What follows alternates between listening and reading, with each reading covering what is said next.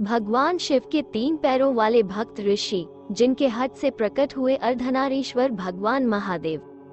महादेव के गणों में एक है भृंगी। एक महान शिव भक्त के रूप में भृंगी का नाम अमर है।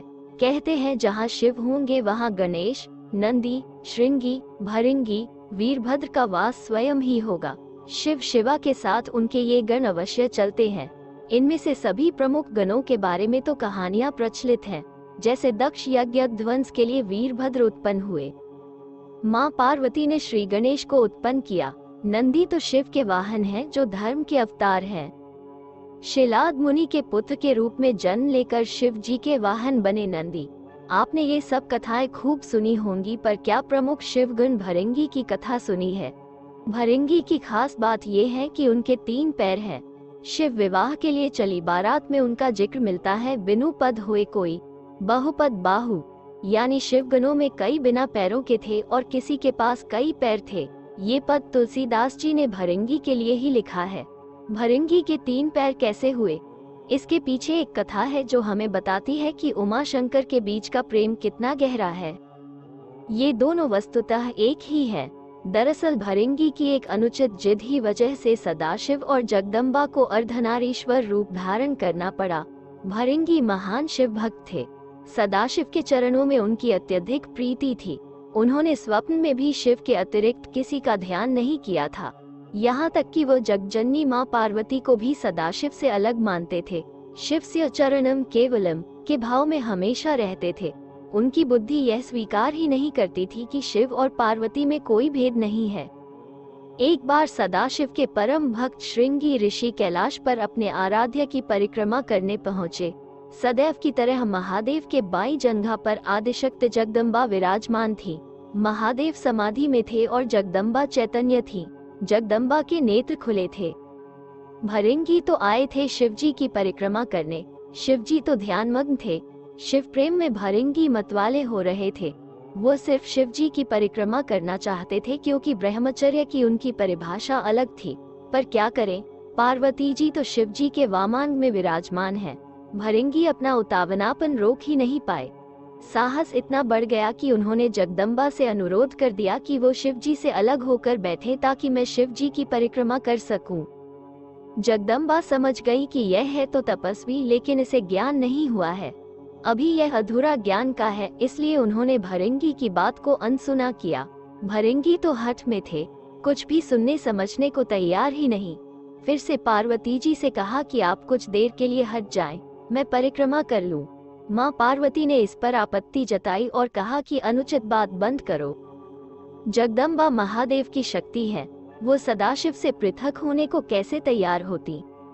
माता ने भृंगी को कई तरह से समझाया, प्रकृति और पुरुष के संबंधों की व्याख्या की, वेदों का उदाहरण दिया, परंतु भृंगी भी वैसे ही हठी की बुद्धि तो वैसे भी आधी हो जाती है।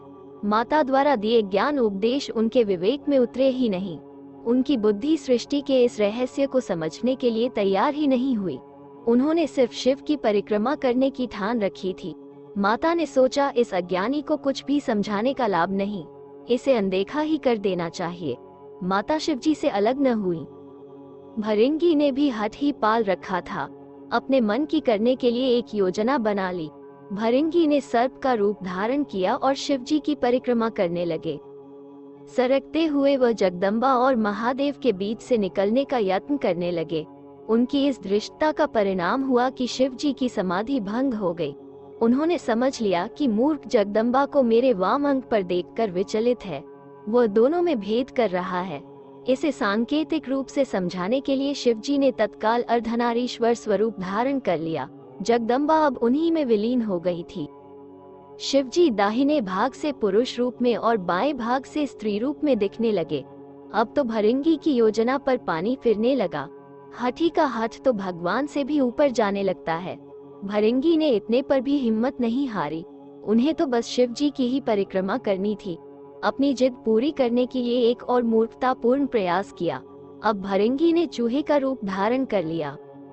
चूहे के रूप में प्रभु के अर्धनारीश्वर रूप को कुतरकर एक दूसरे से अलग करने की कोशिश में जुट गए। अब ये तो अति थी। शिव भक्त भृंगी की दृष्टता को लगातार सहन करती आ रही जगदम्बा का धैर्य चूक गई। उन्होंने भृंगी को श्राप दिया, हे भृंगी, तू सृष्टि के आदि नियमों का उल्लंघन कर रहा है। यदि तू मातृ शक्ति का सम्मान करने में अपनी हेठी समझता है तो अभी इसी समय तेरे शरीर से तेरी माता का अंश अलग हो जाएगा। ये श्राप सुनकर स्वयं महादेव भी व्याकुल हो उठे। भृंगी की बुद्धि भले ही हार गई थी, पर महादेव जानते थे कि इस श्राप का मतलब कितना गंभीर है। शरीर विज्ञान की तंत्रोक्त व्याख्या के मुताबिक इंसान के शरीर में हड्डियां और पेशियां पिता से मिलती हैं, जबकि रक्त और मांस माता के अंश से प्राप्त होता है। फिर क्या था, भृंगी की तो दुर्गति हो गई। उनके शरीर से तत्काल रक्त और मांस अलग हो गया। शरीर में बची रह गई तो सिर्फ हड्डियां और मांसपेशियां। मृत्यु तो हो नहीं सकती थी, क्योंकि वो अविमुक्त कैलाश के क्षेत्र में थे और स्वयं सदाशिव और महामाया उनके सामने थे। उनके प्राण हरने के लिए यमदूत वहां पहुंचने का साहस ही नहीं कर सकते थे। असह्य पीड़ा से भृंगी बेचैन होने लगे। ये शाप भी आदिशक्ति जगदम्बा का दिया हुआ था। उन्होंने ये शाप भृंगी की भेद बुद्धि को सही रास्ते पर लाने के लिए दिया था, इसलिए महादेव भी बीच में नहीं पड़े। इस शाप का लाभ ये हुआ कि भृंगी असहनीय पीड़ा में पड़कर समझ गए कि पितृशक्ति किसी भी सूरत में मातृशक्ति से परे नहीं है। माता और पिता मिलकर ही इस शरीर का निर्माण करते हैं, इसलिए दोनों ही पूज्य हैं। इसके बाद भृंगी ने असह्य पीड़ा से तड़पते हुए जगदम्बा की अभ्यर्थना की। माता तो माता होती है। उन्होंने तुरंत उन पर कृपा की और पीड़ा समाप्त कर दी। माता ने अपना शाप वापस लेने का उपक्रम शुरू किया, लेकिन धन्य थे भक्त भृंगी भी। उन्होंने माता को शाप वापस लेने से रोका। भृंगी ने कहा, माता, मेरी पीड़ा दूर करके आपने मेरे ऊपर बड़ी कृपा की है, परंतु मुझे इसी स्वरूप में रहने दीजिए। मेरा ये स्वरूप संसार के लिए एक उदाहरण होगा। इस सृष्टि में फिर से कोई मेरी तरह भ्रम का शिकार होकर माता और पिता को एक दूसरे से अलग समझने की भूल न करेगा। मैंने इतना अपराध किया, फिर भी आपने मेरे ऊपर अनुग्रह किया। अब मैं एक जीवंत उदाहरण बनकर सदैव आपके आसपास ही रहूंगा। भक्त की यह बात सुनकर महादेव और जगदम्बा दोनों पुलकित हो गए। अर्धनारीश्वर स्वरूप धारण किए हुए मां जगदम्बा और पिता महादेव ने तुरंत भृंगी को अपने गणों में प्रमुख स्थान दिया। भृंगी चलने फिरने में समर्थ हो सके, इसलिए उन्हें तीसरा पैर भी दिया। तीसरे पैर से वह अपने भार को संभालकर शिव पार्वती के साथ चलते हैं। अर्धनारीश्वर भगवान ने कहा, हे भृंगी, तुम सदा हमारे साथ रहोगे। तुम्हारी उपस्थिति इस जगत को संदेश होगी कि हर जीव में जितना अंश पुरुष है उतनी ही अंश है नारी। नारी और पुरुष में भेद करने वाले की गति तुम्हारे जैसे हो जाती है। पुरुष और स्त्री मिलकर संसार को आगे बढ़ाएं, दोनों बराबर अंश के योगी हैं। यही सिद्ध करने को मैंने अर्धनारीश्वर रूप धारा है। स्त्री पुरुष दोनों का अपना स्थान, अपना अस्तित्व है। इसे नकारने वाले को शिव शिवा दोनों में से किसी की भी कृपा प्राप्त नहीं होती। वह जीव मृत्यु लोक में सदा शिव शिवा की कृपा के लिए तरसता ही विदा हो जाएगा। भृंगी को वो पद प्राप्त हुआ जिसे हासिल करने के लिए इंद्रादि बड़े बड़े देवता भी लालायित रहते हैं। संसार को सृष्टि की व्यवस्था शिवजी ने दी है। इसके लिए उन्होंने सबसे पहले ब्रह्मा को अपना अर्धनारीश्वर स्वरूप दिखाया। उसे देखकर ही ब्रह्मा ने नारी की कल्पना की।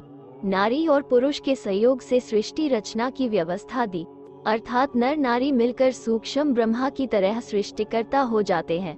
फिर शिव ने जगदम्बा के साथ विवाह व्यवस्था दी। सर्वप्रथम विवाह शिव जगदम्बा का ही है।